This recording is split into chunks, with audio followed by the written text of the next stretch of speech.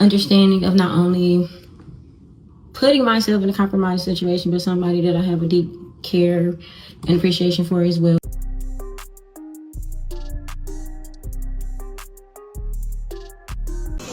Like, I don't feel as if like she should have been arrested. You know what I'm saying? Like, I mean, people have discussions and emotions and stuff like that. For my fans, and overly appreciate y'all supporting me and showing up, and even holding me accountable to being my best self.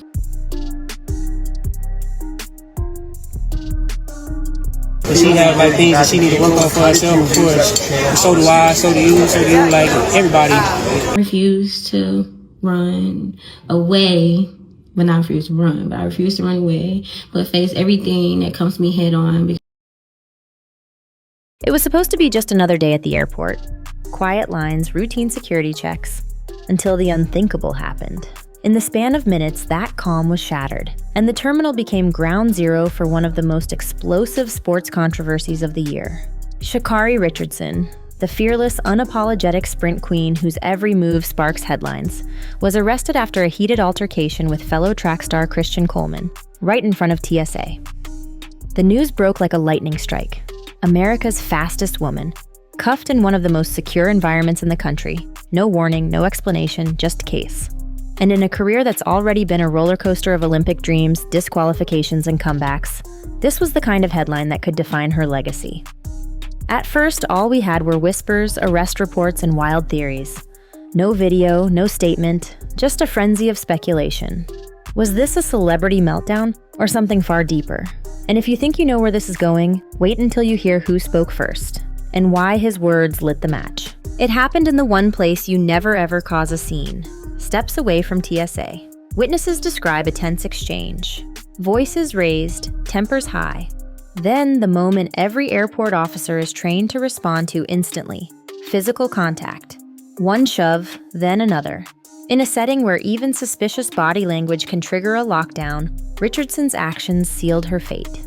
Officers moved in. Within minutes, she was in custody, handcuffs clicking shut as passengers stared in disbelief. And here's the thing. This wasn't after a bad race or in a private space where emotions could cool. This was a high-stakes, heavily surveilled federal security zone. Her silence in those first hours was deafening. Every second she didn't speak gave room for others to shape the story. And when the first person to break that silence was ChristianColeman himself, his words didn't just defend her, they set the internet on fire. Coleman could have gone quiet. He could have issued a cold, PR-approved statement. But instead, he took the microphone and shocked everyone with how fiercely he defended her. He painted her not as a hot-headed athlete, but as a fighter, a champion, a woman carrying the weight of the world on her shoulders. He told stories of her pushing through pain, falling on the track in February and getting back up, spending weeks in rehab before racing again. To him, this incident wasn't the sum of who she is. It was just one chapter in a much bigger book. His loyalty earned praise, especially from those who saw it as an act of love and solidarity. But for others, it raised the uncomfortable question. If this had been him pushing her, would anyone be rallying around him? That question lingered, until a bigger, more undeniable answer emerged, captured by a security camera. Two camps exploded online within hours. Camp 1, Coleman was a model partner standing by his woman no matter what. Camp 2. This was a glaring double standard playing out in real time. If Coleman had been caught shoving Richardson in an airport, they argued, the internet would be calling for his head. Sponsors would have dropped him before his flight even left the runway, and he'd be plastered across headlines as an example of what's wrong in sports. We've seen careers burn down over accusations alone, but here the conversation felt softer, almost forgiving. That forgiveness, critics argued, wasn't about the facts. It was about who committed the act. And just as the debate threatened to boil over into an all-out culture war, TMZ dropped a bombshell. They had the footage. Not secondhand accounts, not sources close to the situation. Actual time-stamped security video from inside the airport. And what it showed would make even her staunchest supporters pause. Richardson shoved Coleman once, then again, harder, and pushing him into a metal post. He turned to walk away, keeping his bag close, clearly trying to exit the situation. But she followed, shoving him again in full view of uniformed TSA agents stationed just feet away. You could see his arm go up defensively, not in retaliation, but to shield himself. And in a federal security zone, that's all it takes for authorities to move in. Suddenly, all the talk of overreaction evaporated. This wasn't about airport staff being dramatic. This was a textbook case of a zero-tolerance policy kicking in. The video replayed on every social feed, dissected frame by frame. Some viewers gasped, others nodded knowingly, and many began asking a darker question. If this is what happened on camera, what happens when no one's watching? The footage didn't calm the storm. It supercharged it. Supporters claimed it was a minor incident magnified because of her fame. Critics argued it was a clear example of behavior that would ruin a male athlete instantly.